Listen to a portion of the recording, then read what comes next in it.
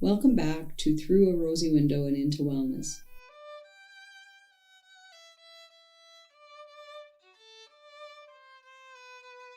I'm Bev, co-founder of Rosy Window Productions, counseling hypnotherapist, and your host for episode 2, Framing a Rosier Window.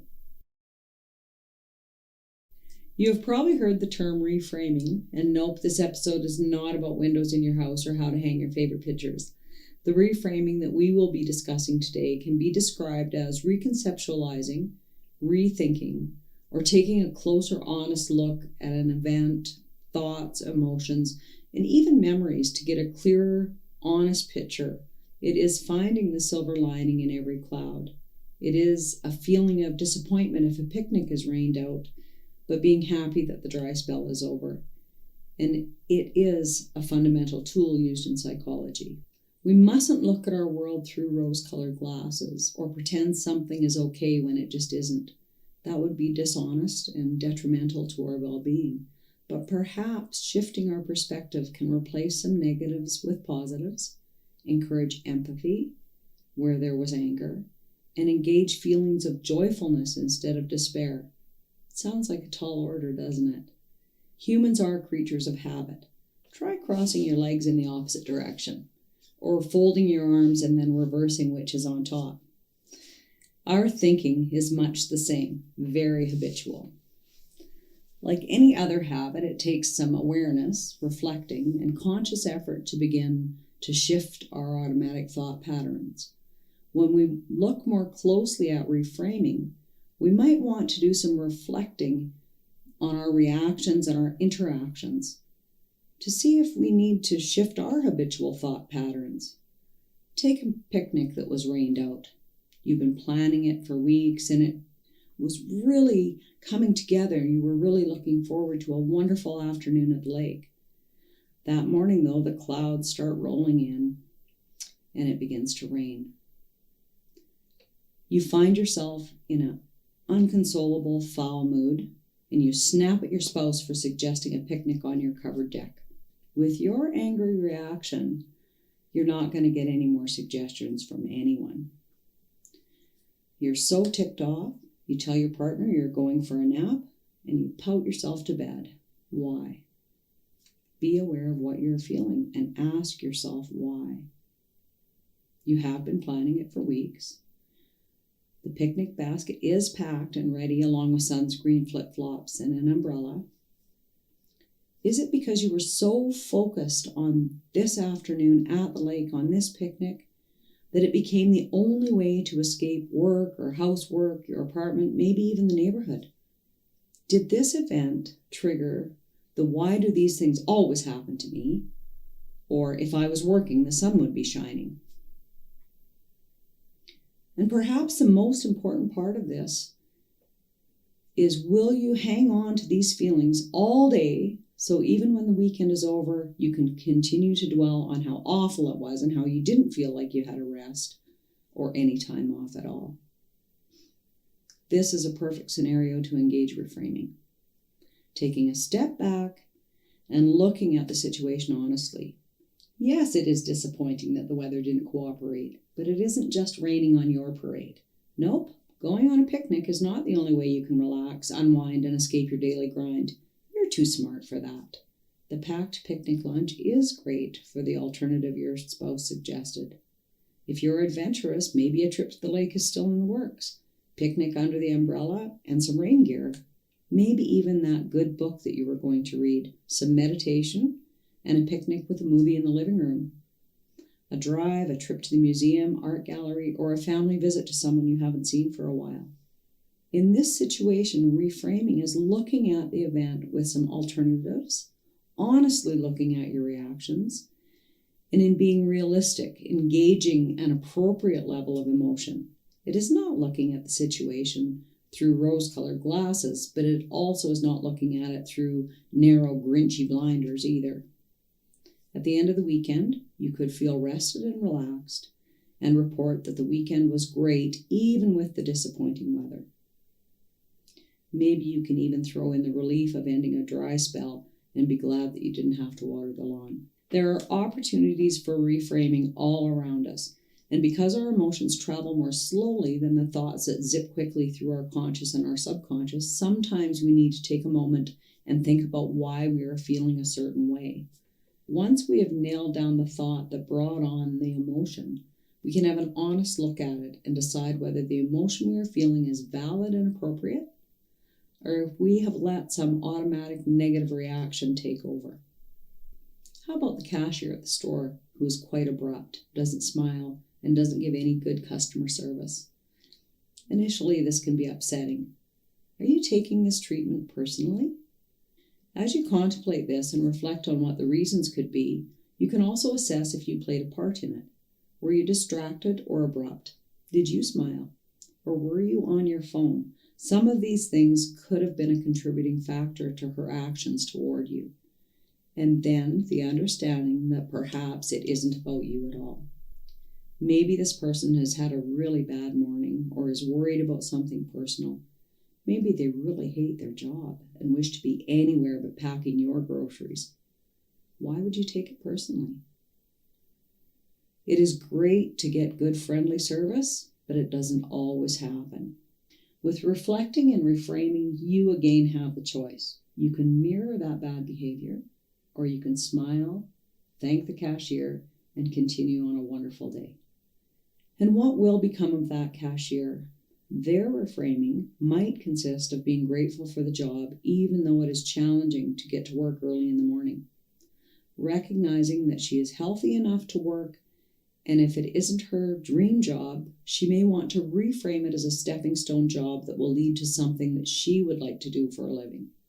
Having an honest look at the emotions that they are feeling might just bring them to some sincere discussions with their managers, coworkers, spouses, or children to make coming to work easier or to lessen the workload at home. Honest reflection and reframing with yourself can lead to the courage to try new things, alleviate stress and anxiety, and even change a situation that just isn't working. In Amy Morin's book, 13 Things Mentally Strong People Do, she tells a story of a child who was hit by a bus. Months in a wheelchair, healing broken legs. Even though the school was prepared to help him come back to the classroom, his parents kept him home with a focus on what he could no longer do. This outgoing, happy boy became withdrawn and depressed. With the help of a therapist, he began to focus on what he could do and even reconceptualized the tragedy of the bus accident. Not many kids can tangle with a bus and win. He returned to school and continued to heal physically, emotionally, and happily. You can see how there was honesty and reason for each perspective, but reframing to dwell on the positive, what could be done, as opposed to what could not be done, was the driving force behind his mental well-being. We can all learn from this example. We can always compare our abilities and look at what we can't do, but by focusing on the positive aspects of what we are capable of, what we have and what we enjoy will bring a more positive outlook. As we discussed in episode 1, what we focus on will bring more of the same to our attention. We all know those people who are always upbeat and who seem to look at the bright side no matter what, and they seem to do so effortlessly. As a parent and grandparent, that is the gift I would like to give the children in my life. Teaching youngsters how to reframe can be quite easy, asking them simple questions that will shift their perspective in a situation. The team didn't win the game, but did you have fun playing? What was the highlight of the game for you? Wasn't that a great play when Sarah hit that ball? She's really getting to be a good player. Demonstrating reframing a situation or event by honestly talking through the process that you are using is a great way to lead by example, and we will discuss this in greater detail in episode 3. Whenever we recognize an area in our lives that we would like to change, we can feel proud that we have the ability to shift our thoughts and our behaviors. With awareness and effort, there's always hope. Just like going to the gym does not give you a six-pack with just one visit, the art of positive thinking doesn't happen all at once. If you find yourself sliding into old negative thought patterns, that's okay. Interrupt that thought and reframe it into your new positive mode. In no time at all, it will be your go-to habit, and you will be that upbeat, energetic spouse, parent, educator, or grandparent that everyone looks up to. We are here because we have faith in your bright, amazing future. Thank you for joining us today. We hope you've enjoyed this episode on reframing. Now we're just going to move into a nice, short, guided meditation to help you shift to those positive thoughts. Unless you're listening to this podcast while driving or engaged in an activity that requires your full attention, perhaps you can just lie back, relax, close your eyes, and notice your breathing. You don't have to make it deeper or slower. Just notice your breath. When you notice your breathing, it's just a lovely way to let your mind and your body know of your intention to relax. As you notice your breathing, you can notice a wonderful wave of relaxation beginning at the very top of your head and moving down the back of your head and into your neck and through your shoulders. That wave moves down over your forehead and down through your jaws, down through your shoulders. And as you listen, you notice that your whole body begins to relax down to the very soles of your feet.